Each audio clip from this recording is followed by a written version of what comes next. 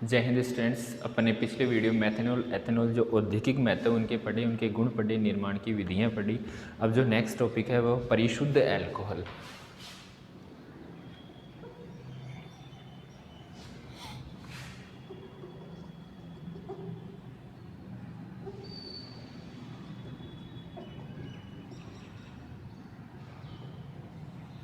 परिशुद्ध alcohol, तो समझिए यहाँ पर परिशुद्ध एल्कोहल क्या है कि परिशुद्ध मतलब 100% शुद्ध। परिशुद्ध का मतलब 100% शुद्ध एल्कोहल क्या कहलाता है? परिशुद्ध एल्कोहल।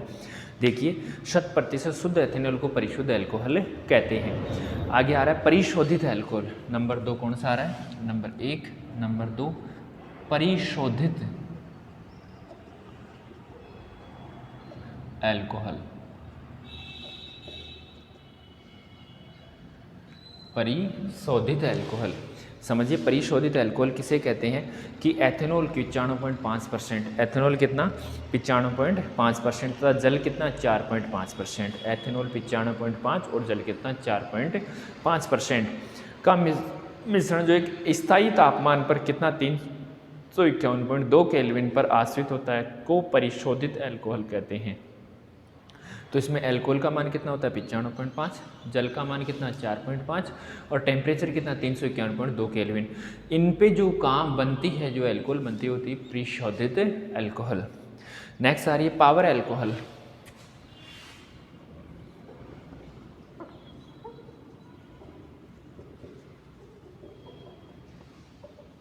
पावर एल्कोहल समझिए पेट्रोल में बेंजीन तथा ईथर के साथ एथेनॉल मिलाकर, पेट्रोल में बेंजीन तथा ईथर के साथ एथेनॉल मिलाकर शक्ति उत्पादन करने के लिए काम में लिया जाता है। शक्ति उत्पादन के लिए काम में लिया जाता है। इस प्रकार से प्रयुक्त एथेनॉल को पावर एल्कोहल कहते हैं। इस प्रकार से प्रयुक्त एल्कोहल को क्या कहते हैं? पावर एल्कोहल कहते हैं। आगे आ रहा है विकृतिकृत एल्कोहल। विकृतिकृत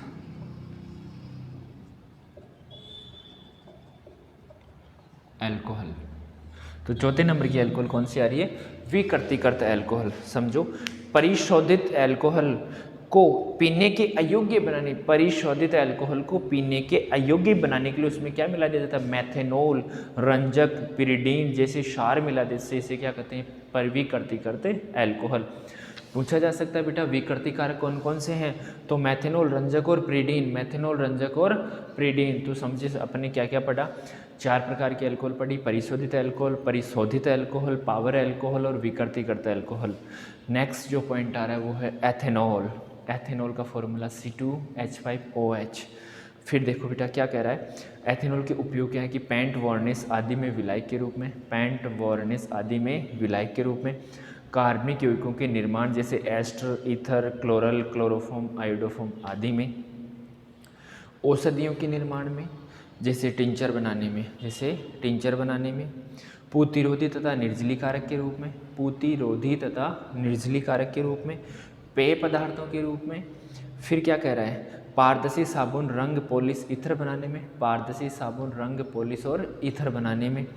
नेक्स्ट जो नंबर 3 आ रहा है वो एथिलीन ग्लाइकोल। क्या आ रहा है? Ethylene glycol.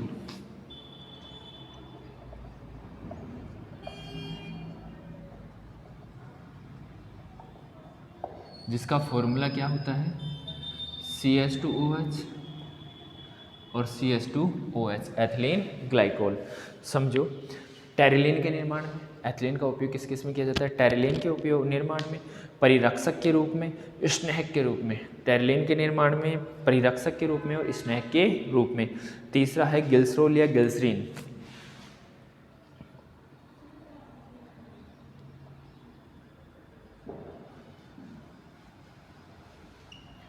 ग्लिसरॉल या ग्लिसरीन, फॉर्मूला क्या हो जाएगा? CH2OH, CHOH और CH2OH, CH2OH, CHOH और CH2OH। क्या है बेटा इसमें? देखो बोरोग्लिसरीन, ग्लिसरोफास्फोरिक अम्ल आदि औषधियों के निर्माण में, बोरोग्लिसरीन, ग्लिसरोफास्फोरिक अम्ल आदि औषधियों के निर्माण में। दूसरा क्या है? आर्द्रताग्राही गुण के कारण इसका उपयोग सेविंग सोप, आर्द्रताग्राही गुण के कारण इसका उपयोग शेविंग सोप, टूथपेस्ट तथा क्रीम, लिपस्टिक जैसे सौंदर्य प्रसाधनों में किया जाता है। लिपस्टिक जैसे सौंदर्य प्रसाधनों में किया जाता है। तीसरा देखो, प्लास्टिक तथा कृत्रिम रेशों के निर्माण में, प्लास्टिक तथा कृत्रिम रेशों के निर्माण में। चौथा रहा स्नेहक के रूप में, चौथा किसके रूप में? स्नेहक के रूप में। और पांचवा है प्रतिहिम के रूप में कार रेडिएटरों में, प्रतिहिम के रूप में कार रेडिएटरों में। ये हो गए बेटा किसके उपयोग? ग्लिसरीन या ग्लिसरॉल के उपयोग।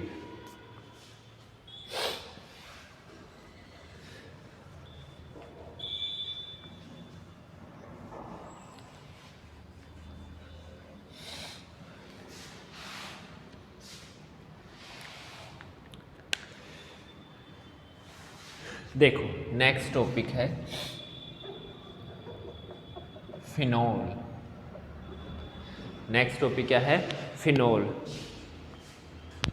समझो, एरोमेटिक जो भी हाइड्रोक्सिल यौगिक होते हैं, एरोमेटिक हाइड्रोक्सी यौगिक,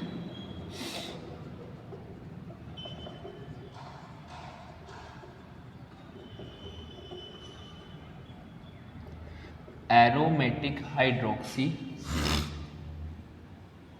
यौगिक जिनमें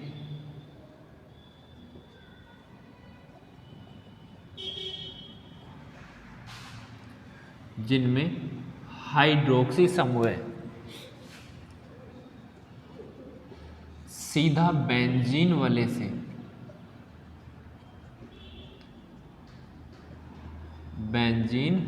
से जुड़ा रहता है, सीधा बेंजीन वाले से जुड़ा रहता है, फिनोल कहलाता है। सीधा बेंजीन वाले से जुड़ा रहता है, फिनोल कहलाता है। क्या कहोगे बेटा? कि एरोमेटिक हाइड्रोक्सी यौगिकों जिनमें हाइड्रोक्सी समूह सीधा बेंजीन वाले से जुड़ा हुआ रहता है उसे फिनोल कहते हैं। इसे कार्बोलिक नाम से भी जाना जाता है, कार्बोलिक नाम से भी जाना जाता है। इसे कार्बोलिक नाम से भी जाना जाता है। और सर्वप्रथम इनका जो उत्पादन था, जो इनका निर्माण था, 19वीं शताब्दी में प्रारंभ हुआ था। कौन सी शताब्दी में प्रारंभ हुआ था? 19वीं शताब्दी में प्रारंभ हुआ था। अब आ रहा है इसमें नाम पद्धति। तो नाम पद्धति मैंने आपको सबको बता रखी है और इसके लिए और एक्सप्लेन कर देंगे।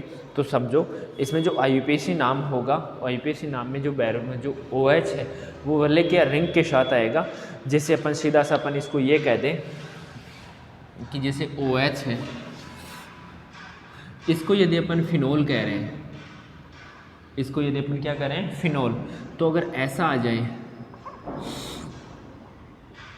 यहाँ CH3 आ गया तो पोजीशन 1 और ये क्या आ गया? 2, तो क्या आ जाएगा?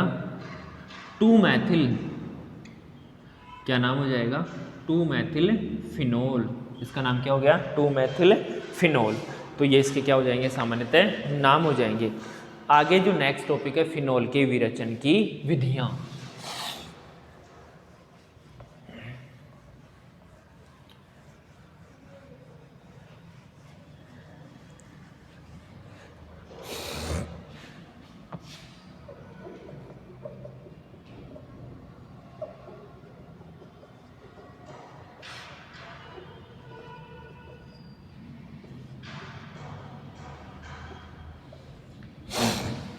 फिनोल के विरेचन की विधियां। विरेचन का मतलब बनाना, और क्या बनाना? फिनोल बनाना। इसमें पहली दे रखी है प्रयोगशाला विधि।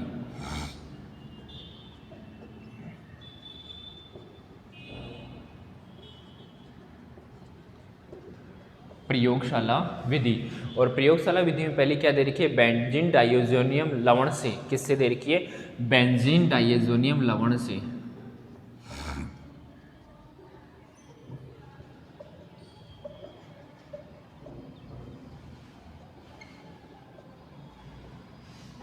बेंजीन डाइज़ोनियम लवण से। देखो बेटा, बेंजीन डाइज़ोनियम लवण का सूत्र आपको मैंने पहले 10 चैप्टर में बता दिया था।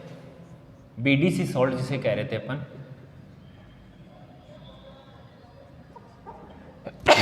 सॉरी,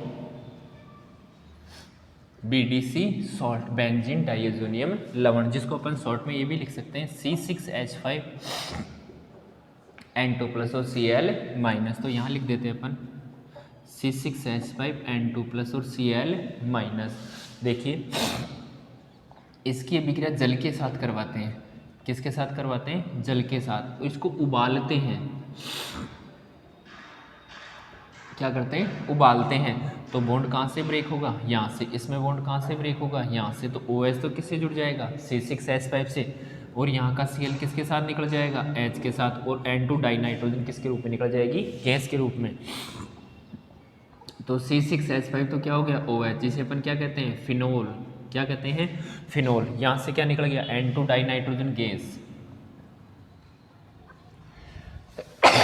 सॉरी, प्लस क्या निकल गया? HCl। ठीक है बेटा, ये बेंजीन डाइएथेनोइक लवण से क्या बना दिया अपन ने? फिनोल। दूसरी जो अभिक्रिया है वो है हेलोएरिनो से। तो देखिए बेटा, हेलोएरिनो में अपन अभिक्रिया करते हैं। तो हेलोएरिनो की अभिक्रियाओं में क्या करते हैं? जो भी हेलोएरिन ले लिया, उस हेलोएरिन की अभिक्रिया से किससे करवा दी अपन ने? सोडियम हाइड्रोक्साइड से करवा दी।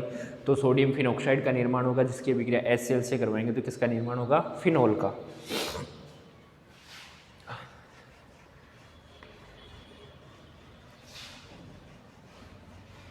नेक्स्ट अभिक्रिया है हेलोएरिनो से।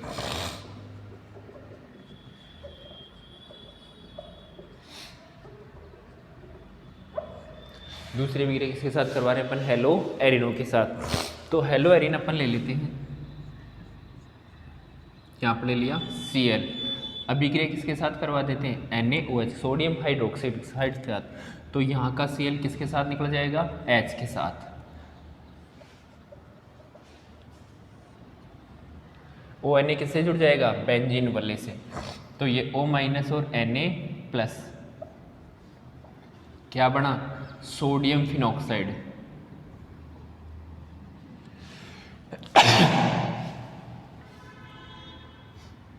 Sodium phenoxide. इसकी अभिक्रिया किससे करवाते थे? HCl। तो Na किसके साथ निकल गया? Cl के साथ। NaCl। और O के साथ कौन जुड़ गया? OH। क्या बना बेटा? फिनोल। तो अपन ने हेलोएरिनो से क्या बना दिया? फिनोल। ये अभिक्रिया कौन सी हो गई? दूसरी वाली अभिक्रिया।